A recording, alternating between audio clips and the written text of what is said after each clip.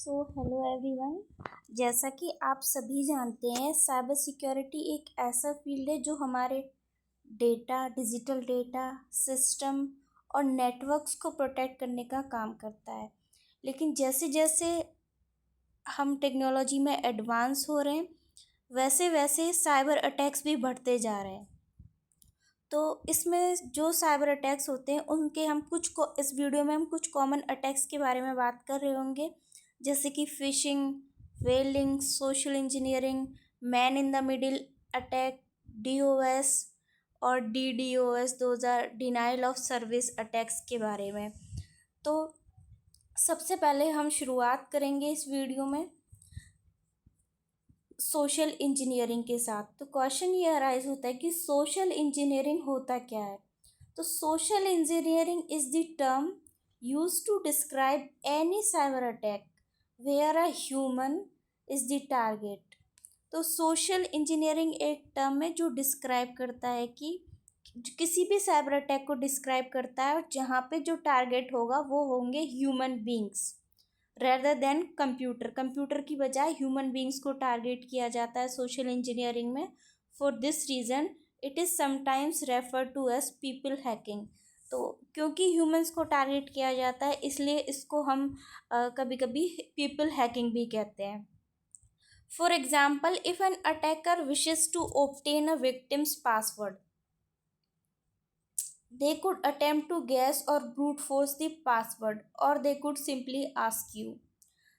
जैसे कि हम एग्जाम्पल देखते हैं, अगर जैसे कि कोई अटैकर है, साइबर अटैकर, वो आपका पासवर्ड लेना चाहता है किसी पर्सन का, तो इधर या तो वो गैस कर रहा होगा, गैस करेगा पासवर्ड, इधर ही विल गैस, या फिर ब्रूट फोर्स करेगा पासवर्ड को। ब्रूट फोर्स एक टेक्निक होती है जिसमें हम पासवर्ड को गैस करते हैं और पता लगा लेते हैं कि ये पासवर्ड हो सकता है मैक्सिमम पॉसिबल वेज के थ्रू। फिर हम देखते हैं next, while the example linked above is relatively straightforward, social engineering attacks can become very complex and often result in an attacker gaining significant control over target's life, both online and offline। अभी जो हमने example दिया वो तो एक बहुत ही simple attack का example था, लेकिन ये अटैक्स और भी काफ़ी कॉम्प्लेक्स हो सकते हैं, जिससे अटैकर को एक टारगेट की मतलब कंप्लीट लाइफ का एक्सेस हो सकता है, वो उसको कैसे भी कंट्रोल कर सकता है। इस मायने में ये काफ़ी डेंजरस हो सकता है। तो social engineering attacks are often multi layered and escalate due to the snowball effect. तो social engineering attacks multi layered attacks होते हैं और स्नोबॉल इफेक्ट के कारण ये बढ़ते जा रहे हैं। For example, an attacker may start off by obtaining a small amount of publicly available information from a victim's social media presence। तो एक एग्जाम्पल देखते हैं। तो एक एक हमारे पास एक अटैकर है, उसने क्या किया है, जो भी विक्टिम है जिस पे वो अटैक करना चाह रहा है उसकी सोशल मीडिया की प्रोफाइल से कुछ उसकी पर्सनल इंफॉर्मेशन ले ली। अब which they could then use to get more information from say your phone और ब्रॉडबैंड प्रोवाइडर। अब ये इसका यूज़ करेंगे और आपके बारे में इंफॉर्मेशन निकालने के लिए तुम्हारे फ़ोन से या फिर ब्रॉडबैंड प्रोवाइडर, ये एक एग्जांपल हो सकता है। The information obtained from the second stage could then be used to gain more useful information। तो फिर जो हमने ब्रॉडबैंड प्रोवाइडर और फ़ोन से जो इन्फॉर्मेशन ली वो हम और उस इन्फॉर्मेशन का यूज़ किया जाएगा और यूज़फुल इन्फॉर्मेशन पाने के लिए।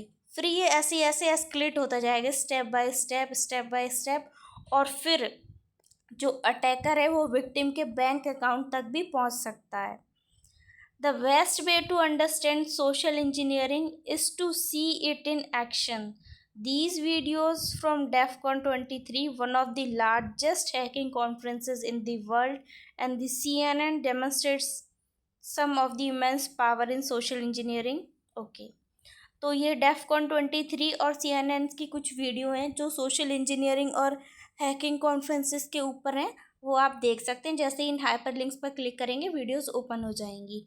अब एक एग्जांपल तो हमने ये देख लिया सोशल इंजीनियरिंग का कि ह्यूमन को एक्सेस करके उसकी सोशल मीडिया अकाउंट से इंफॉर्मेशन ली, फिर सर्विस प्रोवाइडर से ली, फिर ऐसे ऐसे स्टेप बाय स्टेप हम उसके बैंक अकाउंट तक पहुंच गए। फिर और फॉर्म्स क्या हो सकती हैं सोशल इंजीनियरिंग की? Charismatic hackers calling your phone company and taking possession of your account is one form of social engineering. However, there are many other types. Social engineering is a vast topic, okay, encompassing any attack that relies on tricking humans into giving the attacker access rather than attacking technology directly. तो social engineering में वो हर चीज़ आती है जिससे human beings को trick किया जाता है ताकि अटैकर को एक्सेस हो जाए विदाउट अटैकर टेक्नोलॉजी को डायरेक्ट अटैक किए बिना इंडायरेक्टली ह्यूमन बींग्स को करता है, फिर ह्यूमन बींग से इंफॉर्मेशन लेके वो अपने जो उसके इलीगल पर्पसेस हैं उनको फुलफिल करने के लिए। While direct interaction with targets is the most common style of social engineering. Direct interaction human beings के साथ ये बहुत मोस्ट कॉमन है सोशल इंजीनियरिंग में।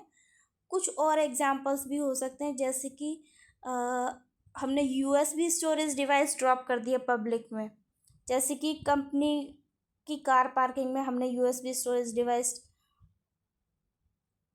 छोड़ दिए इस होप में कि कोई समवन इसको उठाएगा और अपने सेंसिटिव कंप्यूटर में, जो कि ऑफिस का कंप्यूटर है, उसमें प्लग इन करेगा। तो जैसे ही वो प्लग इन करेगा उसमें कुछ वायरस, कुछ भी इनका जो मालवेयर होगा वो हमारे सिस्टम में आ जाएगा और फिर उस तरीके से ये एक्सेस कर पाएंगे कंपनी के सिस्टम को, इंफॉर्मेशन को। तो एक तो ये हो गया दूसरा example. In a similar vein, attackers may leave a charger cable plugged into a socket in a public place. In actuality, the cable contains malicious software such as keyloggers or tools to take control of the victim's device. तो एक ऐसे भी कर सकते हैं कि जो attackers हैं पब्लिक प्लेस पे चार्जिंग केबल, यूएसबी केबल्स वगैरह उनको लगा के छोड़ दिया। अब जैसे कोई भी ह्यूमन बीइंग आएगा, ज़रूरत हुई कि उनको अपना फ़ोन चार्ज करना है, तो वो उसको जैसे ही फ़ोन में, लैपटॉप में प्लग इन करेंगे तो उसके बाद जो मालवेयर होगा वो सिस्टम में इंस्टॉल हो जाएगा और तुरंत हमारा उसको एक्सेस मिल जाएगा अटैकर को। तो ये हमने तीसरा एग्जाम्पल देखा सोशल इंजीनियरिंग का। In short, the limits to social engineering are at the bounds of an attacker's imagination. A good social engineer can and use a plethora of psychological tricks under any plausible context to hack their targets. Okay. तो social engineering की limits जितना attacker imagination करेगा उतनी है, मतलब अपन सोच भी नहीं सकते। अब क्वेश्चन ये आता है कि सोशल इंजीनियरिंग अटैक से हम सेफ कैसे रह सकते हैं।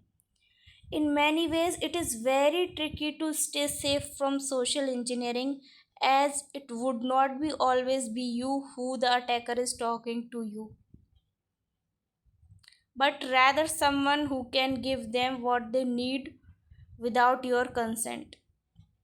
तो समटाइम्स ये काफ़ी ट्रिकी हो जाता है क्योंकि हमेशा अटैकर का टारगेट आप ही नहीं होते हो जिसके ऊपर वो अटैक करना चाहता है।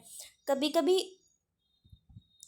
कुछ पर्सन्स हो सकते हैं जो आपसे जुड़े हुए हैं और वो आपकी इन्फॉर्मेशन दें विदाउट योर कंसेंट। जैसे कि एग्जांपल हम देखेंगे, calling your bank while pretending to be you so as to access your bank account. जैसे कि अटैकर बैंक में कॉल कर सकता है और बता सकता है कि आपके नेम से कि आप बोल रहे हैं और आपके बैंक अकाउंट को एक्सेस कर सकता है। That's it. There are still measures you can take protect yourself from still कुछ मेजर्स हैं जो अपन अपने आप को सोशल इंजीनियरिंग से प्रोटेक्ट करने के लिए ले सकते हैं। तो इसमें सबसे पहले आता है always make sure to set up multiple forms of authentication and ensure that providers respect these.